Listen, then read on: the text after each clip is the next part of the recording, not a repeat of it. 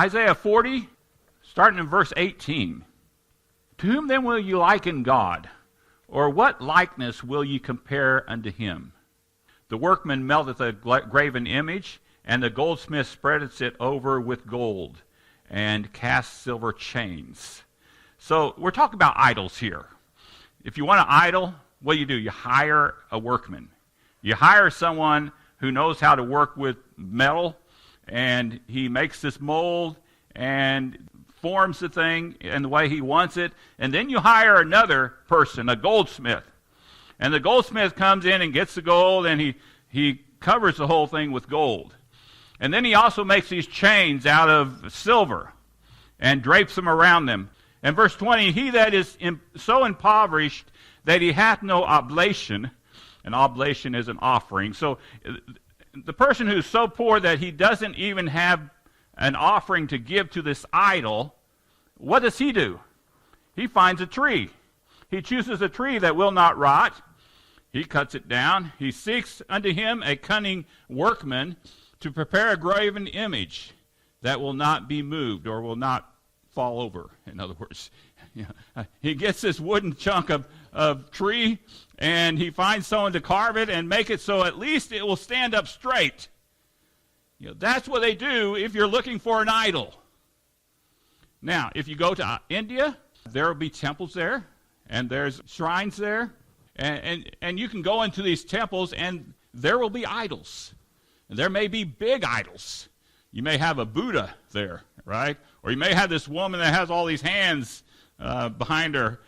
Different idols. They have them there. You go into the homes, and they'll have a shelf where they have all these idols sitting up there.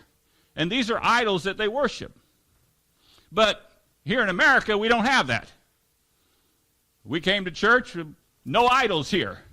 There's no idols. You go into your home, you don't have any idols either. So I'm in trouble because this whole sermon's about idols. And then you also have the first commandment, right? We don't need that either. It says, thou shalt have no other gods before me. We don't need that. We don't need this sermon. So we can all go home. I think we do have gods.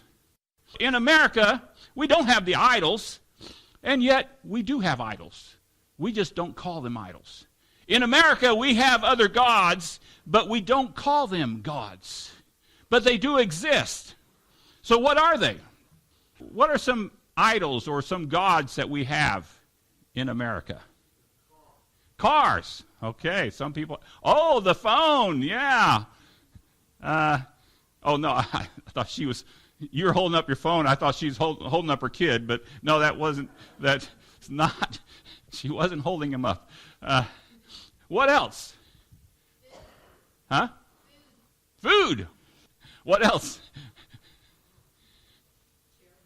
Children. Okay, they can be, yes. Or either that or we just get rid of all the children, right? Then we don't have, no, that's not what we're suggesting. What else?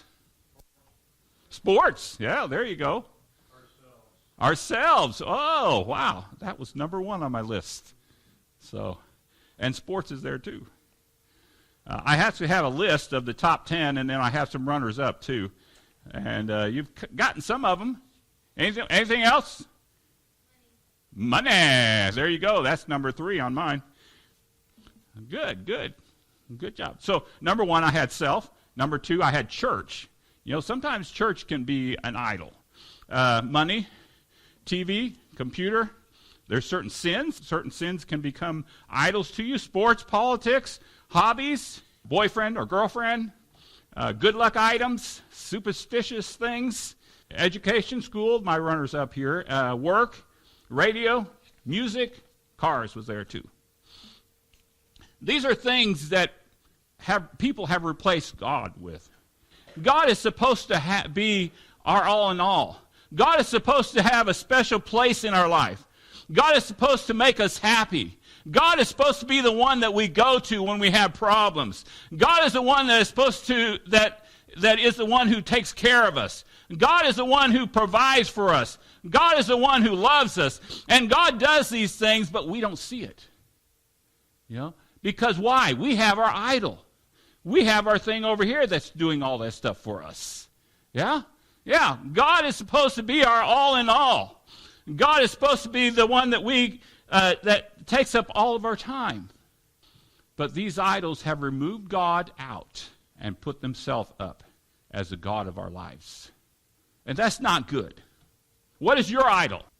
Now, I don't want anybody to know. Don't share with us this morning. But I want you to think in your own mind, what is your idol?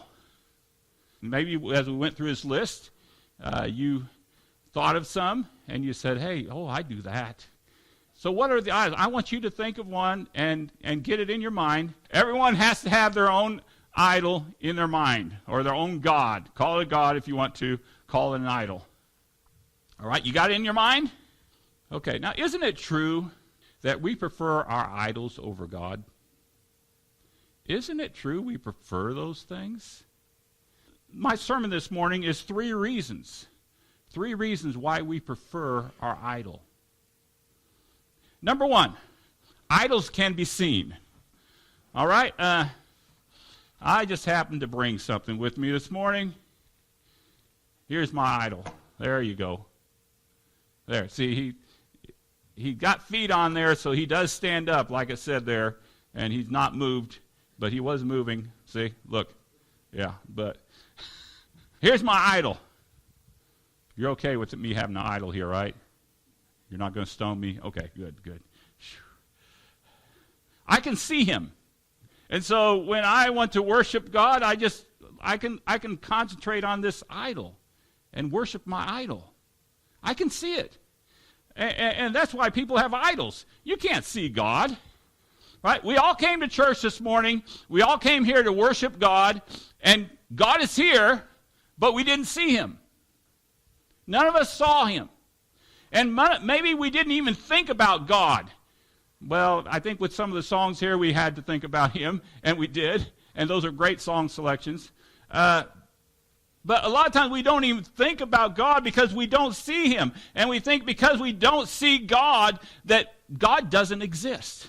And we think because we don't see God that God is not really that important to us because we don't see him. We can see the idol. We can see our idol. What was your idol? Think about it. You can see it. Right? It's something you can see. God you can't see. What is God like then? Look in verse 21. Have you not known? Now, these things that we're going to say here are things you already know. Okay? And that's why he's saying you should know these things. Have you not known? Have you not heard? Has it not been told you from the beginning? Have you not understood from the foundations of the earth? It is he that sitteth on the circle of the earth. You want to know where God is? You want to know who God is? You want to see God? It's God who sits on the circle of the earth. Go up in an airplane, okay? You go up in the airplane and look at the horizon, and it's a curve. And the higher up you get, the more a curve it becomes, and it becomes a circle. And it's God who sits on the circle of the earth. Now, God doesn't, he's not like these idols, right? These people, they have a shelf where they put the idols on the shelf, and they have them. God doesn't sit on the shelf. God sits on the circle of the earth. That's where God sits. What else? And the inhabitants thereof are as grasshoppers to him. It is him that stretches out the heavens as a curtain. All the universe, he takes like a curtain and he stretches it out. And he says, there you go, there's your heavens. There's your stars. That's what God does, and spreads them out as a tent to dwell in. It is God that brings the princes to nothing, that makes the judges of the earth as vanity. You know those kings on this earth? You know the kings, you know the presidents, you know the leaders of this earth. God, to them, they are nothing. They are nothing. You get that? You may worry about it. You may think, oh, this is so terrible. These people are wrecking America, or these people are wrecking this world. To God, they are nothing. Nothing. Nothing. All the smart people that come up with these great things like gender identity. They're like the judges. that he's talking about here, to God, that's vanity, stupidity. That's emptiness. Yea, and what does he do with them? Yea, they shall not be planted. These people, they shall not be planted. Yea, they shall not be sown. Yea, their stock shall not take root in the earth. And he shall also blow upon them, and they shall wither. You see, God can take care of them. God just blows on them. They're gone. They're gone. That's how great God is. And the whirlwind shall take them away as stubble. To whom then will you liken me? Now here is God speaking. It was Isaiah before now, and Isaiah was just saying it the way I did. I'm sure he was. But now God speaks, and he says, to whom will you liken me? You have your idols, and a lot of times people have idols because they remind them of God. And they can focus on this idol. And then they have something to look at. They have something to worship. But God says, who will you liken me? To whom will you liken me? Or shall I be an equal to? To whom? Do you want a picture of God? Do you want to see God?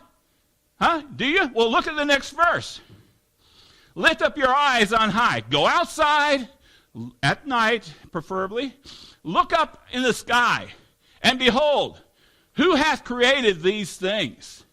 Look at all the stars you see at night. Look at everything. Who created them? God did. That's who. What else? It's God that bringeth out their hosts by number. Now, if you don't know what the word host means here, then you're going to miss the whole thing here. Do you know what a host is? What it's talking? It's not someone who has guests. Host here doesn't mean that here. Now, normally it would, but it doesn't here. It means army. Army. Do you want to see God? Go out in the sky, at night, look up in the sky, see all the stars. That's God's army. Huh? That's representative of his army. Do you want a mental picture? You want a physical picture of God? That's it. There's his army, and he has them by number. He brings them out by numbers. How many stars are there in the sky?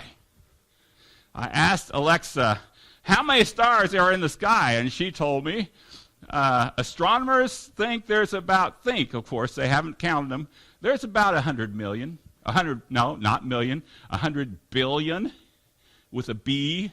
100 billion stars. Those stars are God's army. 100 billion soldiers in his army. Well, how big is 100 billion? Well, I asked Alexa again. Alexa, how many people are there on earth? And when I was a kid, there was 4 billion. But now it says, she said, 7.55 billion people. 7.55 billion. So that's billion with a B, and we have all these soldiers of God in heaven. They're 100 billion. That's about 13, a little more than 13 angels for each of us. That's a pretty big God. Wouldn't you think that's a pretty big God? Everybody in the world, they get 13 angels, 13 soldiers. That's my God. You want a picture of God? You go look at the stars and you see that those are his soldiers, that's how many soldiers he has, that's how many angels he has, that's how big and how great God is. 100 billion. And he calls them out by names. He has a name for each one. By the greatness of his might. For that he is strong in power. Not one faileth. All these angels he has, not one has fallen to the enemy. Not one has been taken out by the enemy. Not one has been defeated by the enemy. That's my God, and that's how great my God is. 100 billion of an army, and not one has been lost. Just because God is invisible does not mean he doesn't exist. Just because God is invisible doesn't mean that he's not important to us. Just because God is invisible doesn't mean that he's not there. Another reason why we prefer idols, number 2, is idols are what people want. It's what people want. Look at my idol. You know, Girlie, she likes to go to thrift stores. I do not go in those places. That's just like, but she likes to go to thrift stores, and she will spend hours there. I sit in the car, I stay in the car, and she spends hours in the thrift store. But I needed an idol for today, okay? So I went into the thrift store, and I found an idol. So now you know it's not really an idol. Some of you that were offended, it's just a decoration thing. But I found the one I wanted. It was only $0.25. And so I bought it, and here we have an idol today. I put a chain with a cross on it too. See? So he's a Christian idol. I got the one I wanted. We do the same thing with our idols and our gods. We pick the ones we want. And we have them because we want them. We want these things. But it's not supposed to be about what we want, is it? It's supposed to be about what God wants. What does God want? And here you have your idol. It's what you want. You know God doesn't want it, and yet you still have it. Look at verse 27. Why sayest thou, O Jacob, and speaketh, O Israel? Now, this is Isaiah. He's talking to the Jews. And so, Jacob, Israel, he's talking to the Jews. He says, why do you say, what? My way is hid from the Lord. My way is hid from the Lord, and my judgment is passed over from my God. Don't we think that about our idols? Well, God doesn't see it.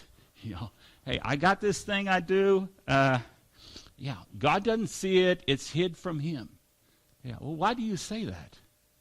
Huh? And what's the other one?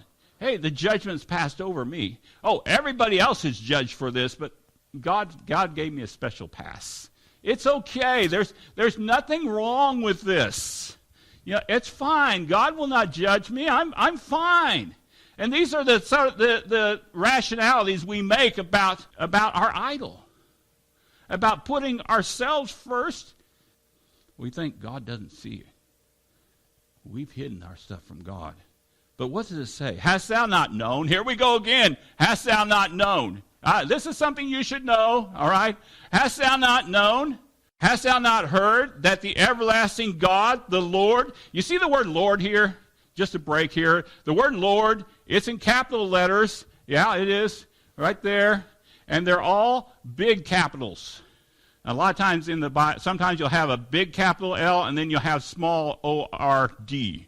Here you have big capital letters, L-O-R-D. You know what that means? That's the name of God. You see, the translators, they didn't want to put God's name there because God is a holy God. And we're not to take his name in vain. And so they didn't want to put his name there, which would be Jehovah or Yahweh or something like that, depending on how you pronounce the Hebrew. So instead of putting his name, they put that. Lord in all capital letters, big capital letters. And so that's what that means. That's God's name there. Right there in the Greek or the Hebrew, it's God's name. Hast thou not known, hast thou not heard, that the everlasting God, the Lord, his name, the creator of the ends of the earth, fainteth not. God doesn't get tired, okay? Neither is he weary. There is no searching of his understanding. You had this thing you're hiding from him? Yeah. And you think God just got tired and he just went away? No, he didn't get tired. No, he didn't faint. No, he's not weary. No, he didn't give up his idea that what was the first commandment? Thou shalt have no other gods before me. He didn't give up on that. He didn't change his mind. It wasn't that he didn't understand how things are and that he doesn't understand your I almost said addiction. I'm sorry. Your God. He didn't understand your idol, and it's really good for you. He just doesn't no. God understands. No. God has not changed. No. It still is that thou shalt have no other gods before me. That's what it is. And yet we have them. Why? Because we want them. We want them. That's what we want. We're supposed to be doing what God wants. Number 3, and the last one. Yeah. Number 3, idols don't make people wait. Idols don't make people wait. Let's take another look at your idol. You got it in your mind? It doesn't make you wait. If your idol is, for example, television, what? All you do is turn it on.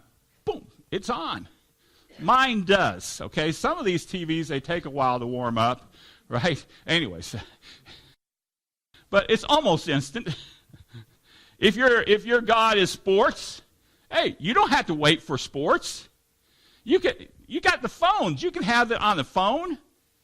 You can watch sports on phone. You can watch sports in your car if you have the video thing. You can watch sports on your iPad. You can get a sports channel. You can have it everywhere you go. And that's the great thing about idols. They don't make us wait. But God does. God does. I had a job in Wichita when I was 18, before I turned 18. McCormick Armstrong, actually, is in the summertime before my junior and senior year. McCormick Armstrong is a printing place. They have these huge printing presses, and they do print jobs for all over the United States. They print books and things there. And I was hired for one certain job, and that's because they had this basement that had all their records in it, folders and papers and everything, and it got flooded. Okay, that was several years before I got hired. And that stuff had just sat there, and it's still wet. It had these big bugs in there, and it was my job to clean the thing out. But that's not something a rookie does. It's not something a person on minimum wage does. And so I had to work with the owner of the company. So he told me, he said, now when you get to work, I want you to go down there. I want you to wait for me. Wait for me.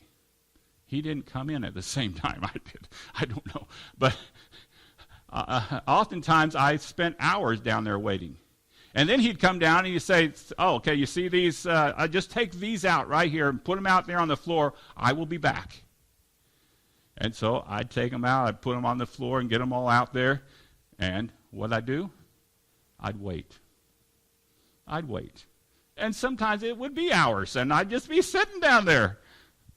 I got paid, of course, by the hour, but what I do, I waited on him for a whole month. I waited on this guy. We got the whole thing cleaned out, but I waited and waited. You know, kings, they have people who wait on them. Yeah, kings have like butlers. They wait on them. They have cooks that wait for when he's hungry. They have managers. They have personal assistants. These are all people that wait on him. God is the King of kings. And it just goes to reason that God's going to have people waiting on him. And that's us. That's us. In fact, the Bible is full. The Bible is full of people who waited for God.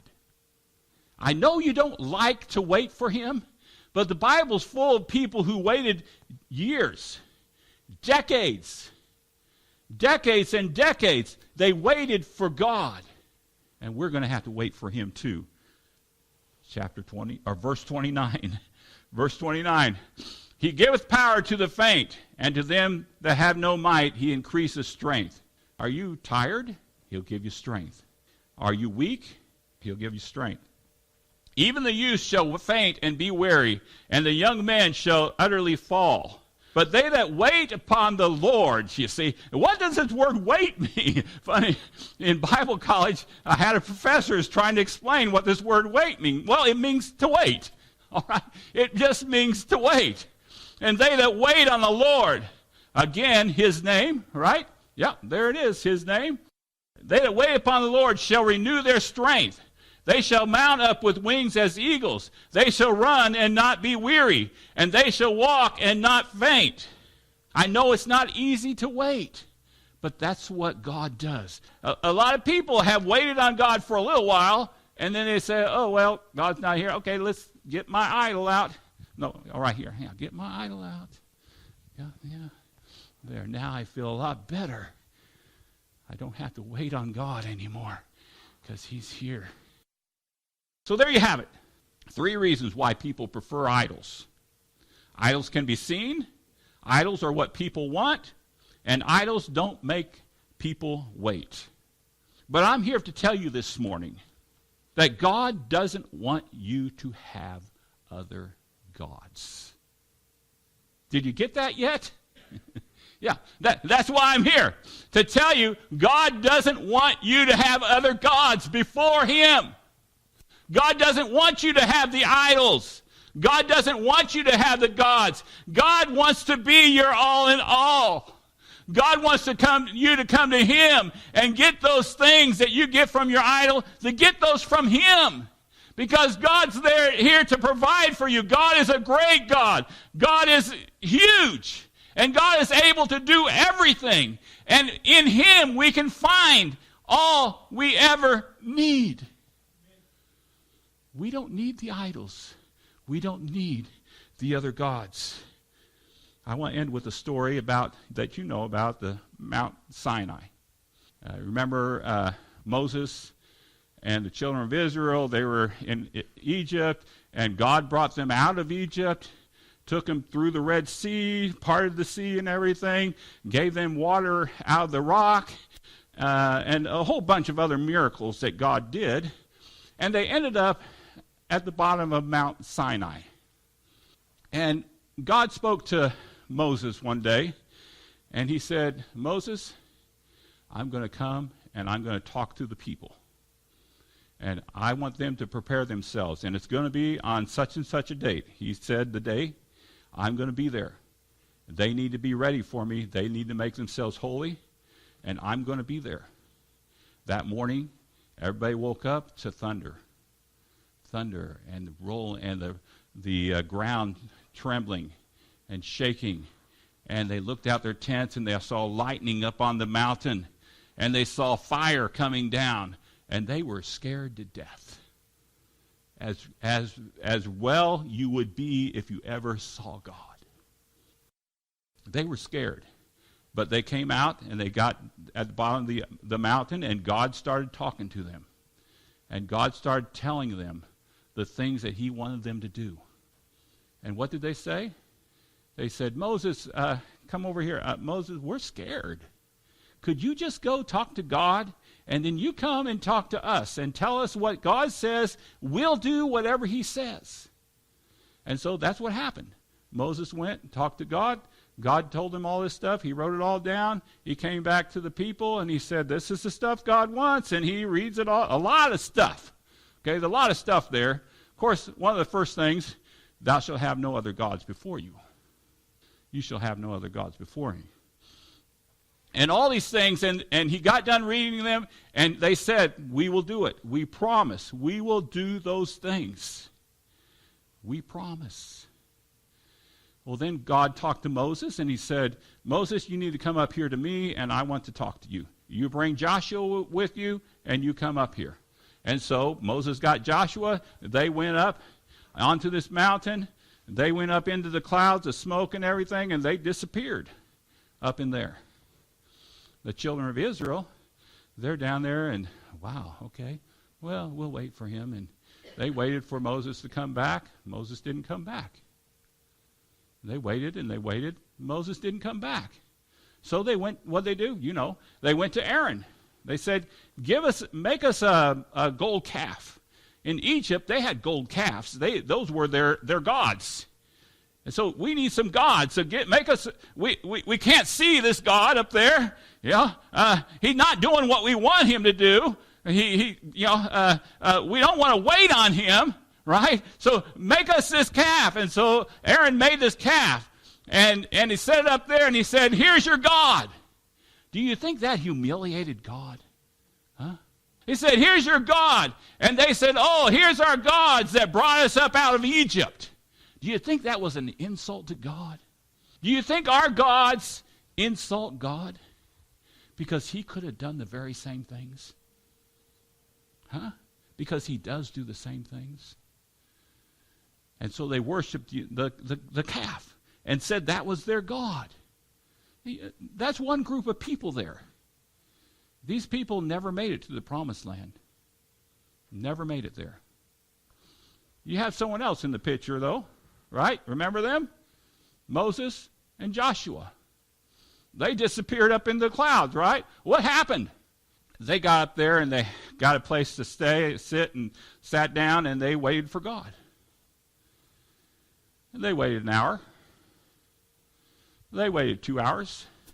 They waited 3 hours. They waited 4 hours. They waited 5 hours. It started getting dark, right? God hadn't shown up. Yeah, well, what do you do? Go to bed. So they went to bed, woke up in the morning. They waited for God. They waited an hour. They waited 2 hours. They waited 5 hours. They waited. How long do you wait for God, huh? How long do you wait before God before you say he's not going to show up? But they waited all day and all the next day and the next day and the next day for 7 days. 7 days. They waited for God before God showed up. Wow, I don't know that we would do that. But Moses knew who God was. And Moses knew God was real. And Moses knew he had to wait. Moses had already waited 40 years, right, on God. Joshua was the only one, besides him and Caleb, that made it into the promised land. Look at the end. Yeah. Moses, he got to see the promised land. All these other people who had the other gods, they didn't make it. So there you have two groups of people. Which one are you going to be? Huh? You going to go to your own gods? Or are you going to realize that God is God? That he's the one that we need. And he's going to be our God.